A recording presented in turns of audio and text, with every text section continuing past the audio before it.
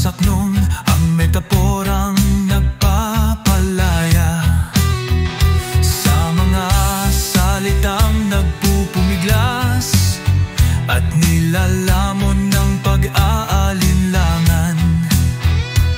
Ikaw ang aking larawan, ang guhit, ang kulay, ang pinsel na gumuguhit sa mga panindim na nanahan sa dilim na nakabalot ng kasinungalingan.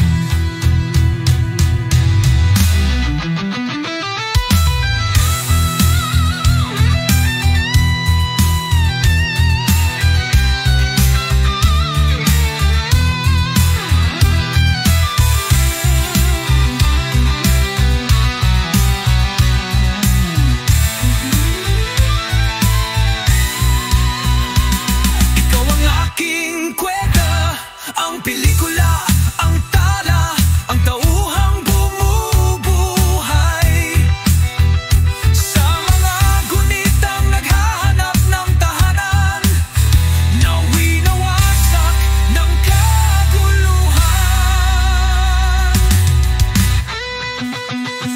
Ikaw ang aking sining, ang katotohanan sa mga kasinungalingan, ang kasiguruhan sa mga pag-aalinlangan, ang kagalakan sa gitna ng kapigatian. Ikaw ang aking kapayapaan, ang aking sanctuary.